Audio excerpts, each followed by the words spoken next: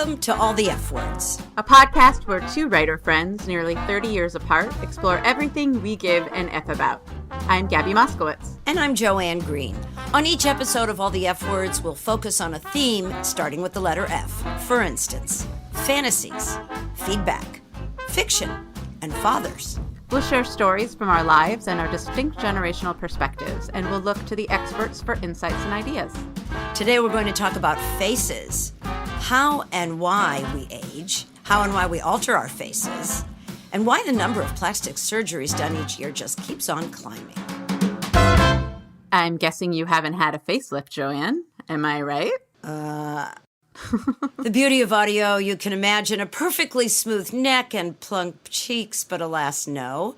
I have not, and I do not plan to. And what are your overall thoughts and feelings on the issue? On facelifts specifically? All right, we'll start with facelifts, and we'll titrate down to Botox and all of that. I have not had Botox or a facelift, but one thing that I have recently gotten into is, and probably because I'm about to turn 40, but is real proper skincare. For a long time, I think I treated my skin the way I did when I was a teenager and in my early 20s when I was just mostly trying to manage acne. And it's changed a lot in the last few years. And I recently, just in the last month or so, is sort of a process, but I just stopped breastfeeding. And that comes with a whole lot of different kinds of feelings. But one of the most exciting things about it is that I can finally start putting real stuff on my face. There are all kinds of things that they recommend not, like any sort of retinol, they recommend not using when you're nursing because there's a slight chance it could get into, it could cross the barrier and get into the breast milk.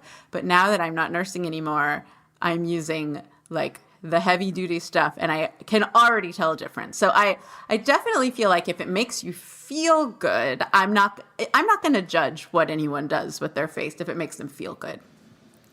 What do you think? I'm in the same boat, but I have to say the deep dive I took this week into the topic really opened my eyes. All right, for instance, let me just throw out a few interesting facts at you. Yeah. The first person to try doing a facelift failed, but that was in 1901. And the first successful one was done by, get this, a sculptor in 1916. Let's back up for a minute. Do you know anything about how it failed? What went wrong? I don't. Oh, okay. I don't. It was in 1901. I know that it was done on a Polish aristocrat, but I don't know exactly how it failed. So the first one that succeeded was by a German surgeon who was also a sculptor in his free time. So it was this idea of being a sculptor and a surgeon. So did you know they only last about 10 years, facelifts? I didn't know that. It's not permanent? No. Oh. And the most common age is 58 or 59 for when people get them. And here's what it is. They tighten tissue under the skin and excess facial and neck skin is removed, is excised. Okay. So there are risks. The risks are nerve injury, infection, scarring, hematoma. They cost, get this, and probably more in California where we live, they cost between $6,000 and $15,000. And that doesn't include a lot of the extras that you have to buy. So, yeah, and the point of it is to remove signs of aging from the lower portion of your face. Mm-hmm. So, what are the how many of these happen? What's the extras? Like aftercare? The extras could be. Well, there is that for sure. But even before that, there's like the anesthesiologist, there's, sort of the other people. This might not include, I don't know. I mean, it was a list. It went in one ear and out the other, to be perfectly honest with you. But here's one of the things that shocked me the most. 2/3 of people regret having plastic surgery. Wow. That's all plastic surgery? That's all plastic surgery. And the most common plastic surgery by far, can you guess?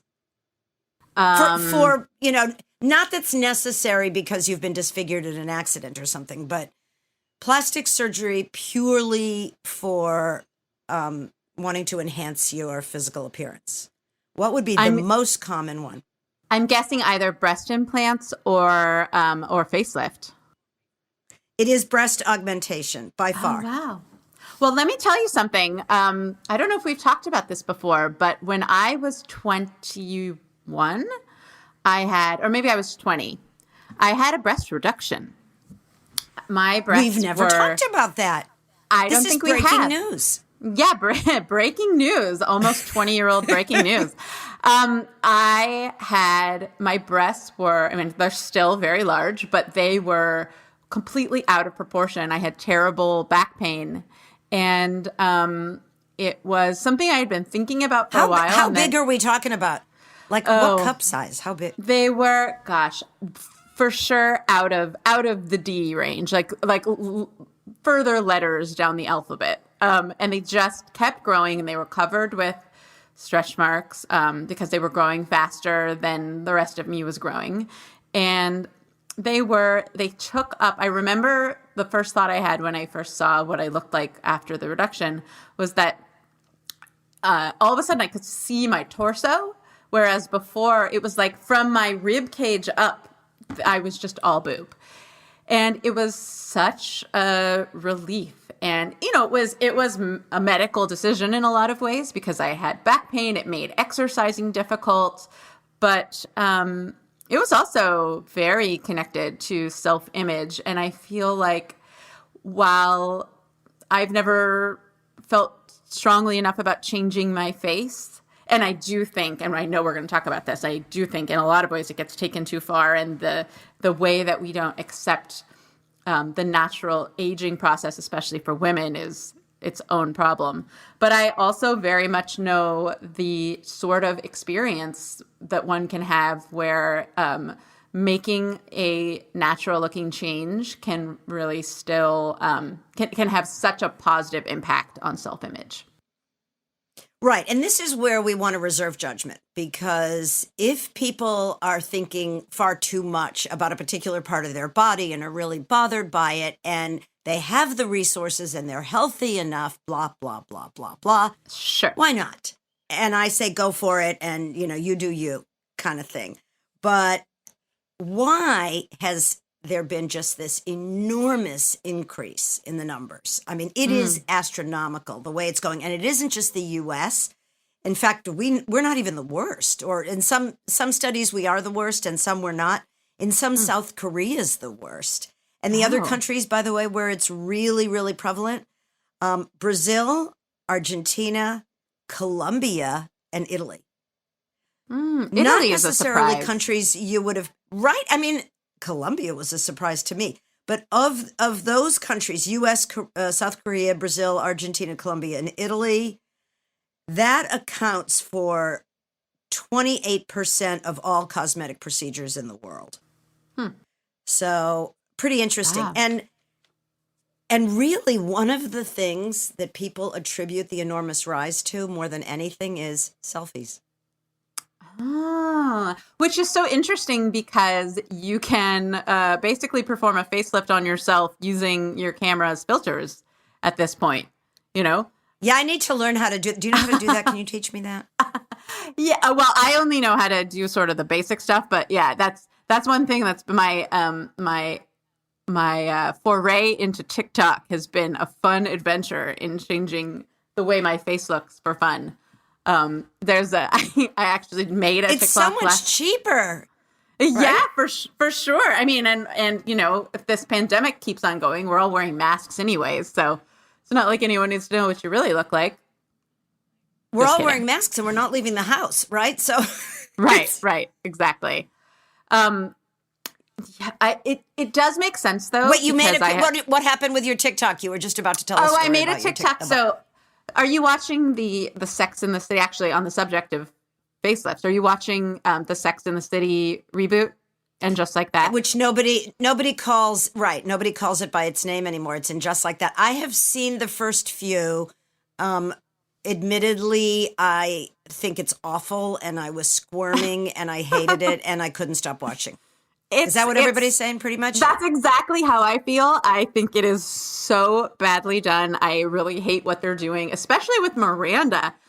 Miranda is not the awkward Karen white lady blurting out, problematic things in her. Like, that's not who Miranda was on the previous show. However, I will absolutely watch every single one because it feels like I've come this far with those characters. I got to just see them till the end of this show. But there was this episode, I don't know if you saw this one. Carrie goes with Anthony, who's one of her friends, to a plastic surgeon, and the plastic surgeon is Jonathan Groff, the actor and singer, and he says to Carrie, she wants to just have him take a look at her face, and he says, "So in my experience, you're either a hollower or a sagger. As you age, your face either hollows and you lose fat, or it sags and it just comes down." And I kept thinking about, am I going to be a hollow or a sagger? I don't know. So TikTok has this. It isn't necessarily an either or, by the way. Oh, really? You can have different. That's good to know. Absolutely. Absolutely. So I put on, TikTok has a filter called Old Face, which is just as delightful as it sounds. And it makes you look like what you look like when you get old. And so it gave me this long gray hair. I looked like a grandmother from Santa Fe who reads tarot. Watch it. And watch it. Watch it. I love tarot and Santa Fe and grandmas. Above all grandmas. But there you go. But for sure, I'm a sagger, according to this filter. Everything, I had jowls, everything was just, lowered. So anyway, filters to think about. Can be. Filters can be, yes, a big boon. Do you want to know what happens to your face as you age? This is a little bit depressing. Or in my case, just explanatory. So our foreheads expand as our hairlines recede. This is a real bummer, but you probably already know this. Your ears keep on growing. They lengthen. This is so sad because the cartilage just keeps on growing. Very sad. I did not know that. Noses, the tip. Take a look at some old people's ears. You'll say, well, geez, my grandma's, I always noticed that her ears seemed long, but I always thought that was just because she wore heavy earrings. But it's no, that probably makes it worse. Oh, wow. Wow. Absolutely physiological. I know, but the earrings, I can't imagine that it improves the situation. But, what are we going to do? Not wear earrings? Got to wear earrings. Right. So also the tips of our noses can droop. And that's because the connective tissue that supports the cartilage weakens. Great. Okay, so when you're young, Exhibit A, Gabi's face, the fat in your face is evenly distributed.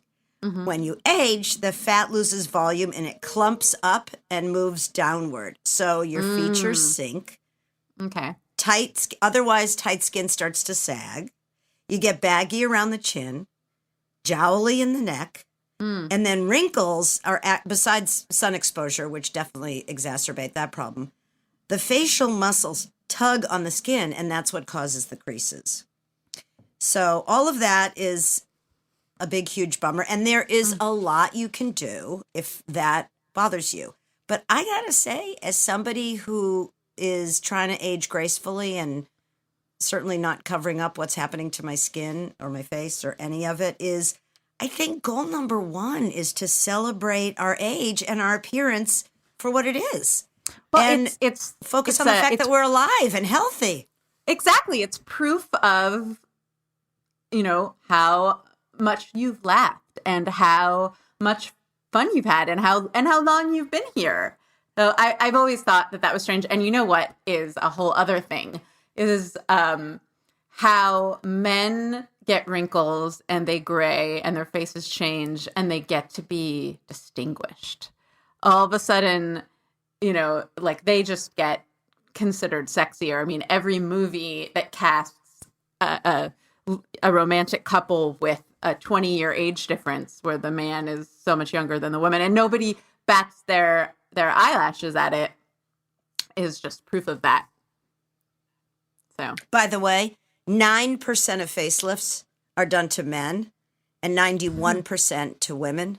But the number of men getting facelifts is increasing every year. interesting. What do you think that's about? Well, I think that collectively we're super obsessed with youth. I think probably if I had to guess it, I would guess that it has also to do with selfies and just like, I don't have pictures of myself in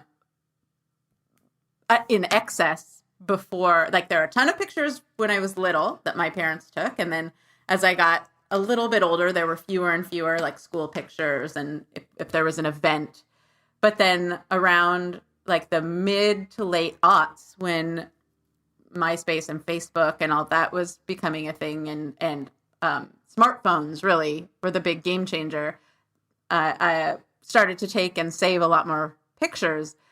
But so I would imagine that the shift in time has to do with the fact that we're taking pictures all the time and people get become intimately aware of their better angles in a way that probably no one ever thought about before. Right. That'd be my guess. The amount of time we spend on screens, the unbelievable, prevalence of Instagram and things like that now, I think makes a big difference.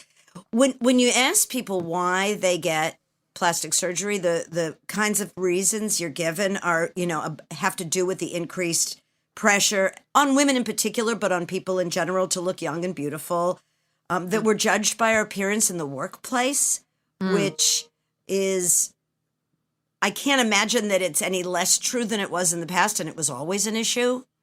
And certainly that ties into, our conversation about fat phobia. I mean, right. People who live in large bodies have a very hard time competing in the workplace because more attractive people are often hired for the job, and also taller people. I say this as a short person, but certainly for men, shorter men have a difficult time competing for jobs against taller men. It's all in the perception. Another thing is that people believe they will be happier and more successful if they look better. And some people are happier and ultimately more successful depending on what they're successful at, like, attracting people, potential mates or lovers. Yeah, if you're more attractive, that might make that easier. This was a fascinating one for me, though. One of the things that has driven our dissatisfaction with our bodies and our desire to augment them in some way, surgically or otherwise, is the availability of porn. Oh, interesting. Wow.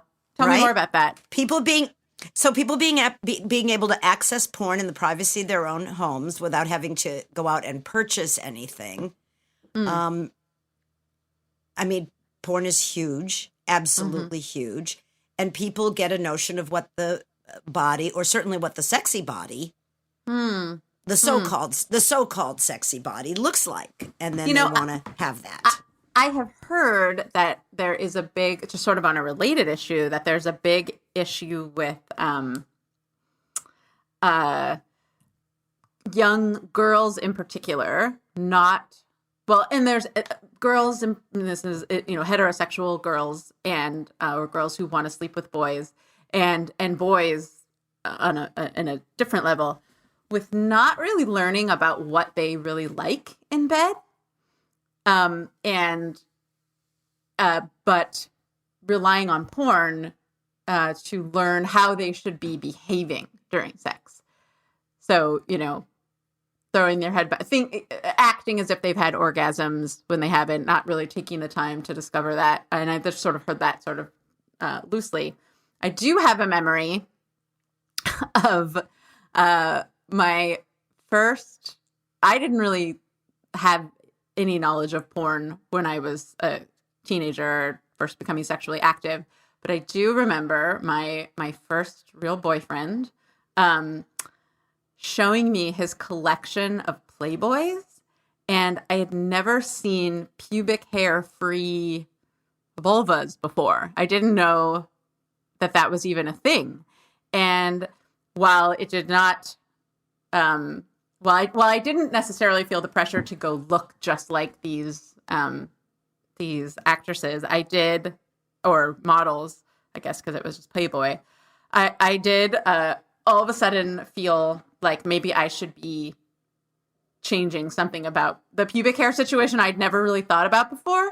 And so I can see how once porn becomes like as we move into the future from 1999 or whenever that happened, and there's no hair anywhere, and boobs are fake, and I could totally see how that might mess with the mind of the developing mind of a young person who's. I realize we're off topic, but I'm really interested in this. Can we spend a moment? Sure. Can we spend a moment on this, because this is a perfect topic for all the F words, because we talk about the generational differences, and I can't think of a single thing that would be more distinct in our generations, distinctly different, is hair versus not hair. So I'm the generation of long hair, right? So hair, the musical, right? It really captured the fact that we were about hair and we were about natural, everything being natural. The idea of someone grooming their pubic hair, in the 60s and 70s, unless I was living under a rock, which is quite possible, I think that would have been absolute anathema. When I first heard about the fact that women were, and men as well, I guess now, right? Oh, yeah. Oh, yeah. Quaffing pubic hair. Right. I've heard that. I've heard that phrase, manscaping. And if you don't do it, it's like you're not groomed. Yeah. I mean, I don't know. I've got to say all of this, and it freaked me out when I first heard about it, because it's like, is the fantasy for men to be with a woman who has no pubic hair, is the fantasy like being with a prepubescent? It's like so a gross. Girl?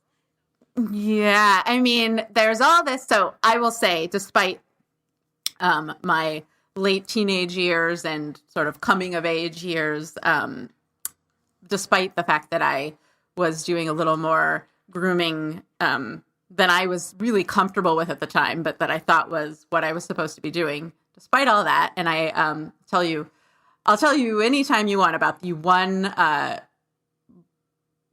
Brazilian bikini wax I ever got, and what a nightmare that was. But is this now, TMI for our podcast? Oh, I mean, is there such a thing as TMI? All I'll say was it was excruciatingly painful, and it was absolutely I felt like I looked so ridiculous, and it really felt the thing you were saying about, why is this attractive? I felt not just uncomfortable without hair, but I felt sort of creepy. It felt like I was participating in something like this weird glorification of intense youth. Felt really weird to me. And now I really I only like to groom anything if it's because I'm going to be wearing a bathing suit, and I just want to. Okay, I have a question for you. Yeah. When it grows back, isn't it like itchy when it grows back? Yes, it's terrible. It's absolutely terrible. Even when it's just the sides. And when I was dating, so I met my husband when I was 29. We're both very much on the no grooming. Sorry to anyone who knows Evan and didn't want to know this, but we're both very much on the no grooming page. We let the hedges. Naturalists. You're naturalists. Exactly. However, when I was single, and the expectation was that there was more grooming going on. While I didn't love doing it for myself, what I found even more weird and destabilizing was the experience of removing a man's undergarments. Again, mom, dad, sorry about what I'm about to say, but removing a man's underwear and coming upon bare testicles. Like, it was because just as I felt uncomfortable looking like a little girl, I didn't especially want to encounter balls that looked like they belonged to a very large little boy. It was so weird. The whole thing, yeah, just. Sorry. I mean, that was just a little foray into another topic. I hope you all enjoyed it. We're clearly tickled here. But tickled, let's just like the sprouting. No, just kidding. Go ahead. Sorry. Oh my gosh. Oh my God. It. But here's the thing. There's surgery in that area too to try to regain youth. Mm-hmm. This is my segue. This is my segue back into plastic surgery to say that there's a lot of lifting and tightening in that area. I mean, all of this, I got to say, is new to somebody in my generation. And it's really become, I think, quite normal and quite common. And again, let's take away the judgments. But short of surgery, there's a million things between just letting your face droop and sag and hollow out or whatever the other things are and getting a full-on facelift. And I'll even go so far as to say every 10 years, because if you have one at 58, you're sure going to need one at 68, and we're living longer now, so you're probably going to need one at 78 too. But there's all these other things you can do. So you're doing some of it, right, by using heavy-duty products. Products that, I was imagining when you were talking about not using those products when you were breastfeeding, I was thinking, yeah, but maybe if you use them when you're breastfeeding, your daughter will have tighter skin. No, never mind. They would just go through the membranes and, help her out. For more pediatric health recommendations, check out all the F words. So obviously facials, they feel good. They're great. I don't know if they do anything. I love getting one. It's been a very long time, but that's because of COVID. But facials are definitely something you can do to take care of your skin. And then from there, it goes to laser treatments, micro needling, chemical peels, dermal fillers. What is that neurotoxins. The dermal fillers, it's like Ristylane. Oh, yeah, they're injections to puff up the places that are sagging or the places where there's depressions. And they definitely work for a period of time, and then you have to get more. And any one of these things that you start doing, you're hooked. That's why it's a good business to get into, because once people start doing it, you got them, right? You can't go back. I sort of feel like that about gel nails. Now that I've put gel on my nail, a separate topic. So Botox, that's a family actually called neurotoxins. So the idea that you're injecting your face with toxins, I know they're safe. They've been proven safe over a long period of time, but you are in fact causing paralysis to part of your face. It started for migraines, right? It started as a treatment for I'm not sure, but I have TMJ. I clench my jaw, and sometimes when I'm sleeping, I guess grind my teeth. And I was in a flare up at one point and was told by my doctor to try some Botox injections. I hated it. So they did nothing for me cosmetically, but it was supposed to relax or actually paralyze the muscles that I was clenching in my jaw. Well, I'm not going to get into all the details, but it ended, I hated it because I couldn't, we use a lot of those muscles when we eat and to move the food around in your mouth. And so then those muscles didn't work. So then there'd be food, caught. Okay, again, TMI. But that was Botox. I tried it. I'll never do it again. But so then there's facial contouring, there's neck contouring, there's eyelid enhancement. These injectables to add volume. I don't know if that's different than dermal fillers, but in the article I was reading, it was listed separately. There's something called cool sculpting. Oh, yeah, that's like a fat removal thing. You do that on anywhere on your body. For your neck. Oh, okay. And then there's something, have you ever heard of Kybella? I was just listening to a podcast and someone said that they had gotten Kybella, but I've never heard of it before. It's what is it? it dissolves double chin fat. It's an injectable. I don't know. All of this stuff, right? So here's the thing. This is only an option for people who are really affluent. The amount of money that this stuff costs is crazy. And even if you go, as I said, and try it once or twice, you're only getting the benefit for a very short time. So as expensive as plastic surgery is, even all these non-surgical rejuvenating procedures, as they're called, add up. I mean, it's a line item on your budget, right? Because you're doing it on an ongoing basis. So I've got to leave people on the up note of, number one, protect your face from the sun. It is so basic. 15 sunscreen, not enough. Get up into the higher I have a numbers. recommendation. Go for it. If you're looking for a sunscreen, this is just a personal recommendation, a sunscreen that you don't hate putting on, which I think is an ongoing problem. People don't put it on consistently because it's like sticky and the zinc makes it. And also, if you have darker skin, finding something that doesn't leave a white cast is a big problem. But there's a brand called Supergoop, and it's a little bit pricier than some of the drugstore brands. But and if they want to sponsor us, please, Supergoop, we're interested. There are a few different kinds they make. There's one that we use, everyone in our family uses, it's just called Play. And it goes on like lotion. And I never was able to put sunscreen on consistently before I found it. You can get a big pump of it. It's fantastic. There's a clear one that I like to wear under makeup sometimes. That's really great. It's the only brand I've ever found that is a pleasure to put on and smells nice, but doesn't overpower. It's fantastic. Okay, and I, who am lazy when it comes to this kind of stuff, I want a 3-in-1 product. I want something that's going to give my pasty white face a little bit more color.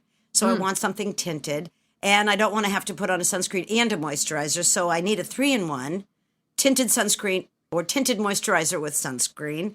And the one I'm using now that I absolutely love, and I've used many, I've tried many different products, but this one, again, if you want to sponsor us, also good. Elta MD. You can get it anywhere. Elta MD, and it's in a nice little, what's that called? Pump? Yes. Spray bottle? It's a little pump. And so there you go. But these are the tickets, really, to trying to keep whatever youth is in your skin, certainly your facial skin, for as long as you can. Moisturize and sunscreen.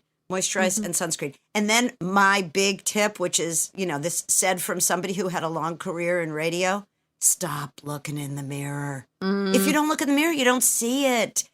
Just keep smiling. It's going to add more wrinkles, but you're just going to go down happier.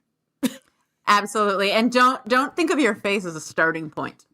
Don't be too influenced by the Kardashian family. They're Who very are interesting those people. Oh, you know who they are, right? I know who they are. Oh, yeah, that was rhetorical. I know who they are, but I don't like if I saw one on the street, I would not know that's a Kardashian. I know it as a term more than as a particular group of people. Yeah, well, and I think that's enough. Yeah, absolutely. I think we can definitely leave it there. That just because somebody can change their face doesn't mean they have to. And if you're gonna change your face, you should do it because you think it's genuinely going to make you happy. And if it doesn't, stop doing it. There you go.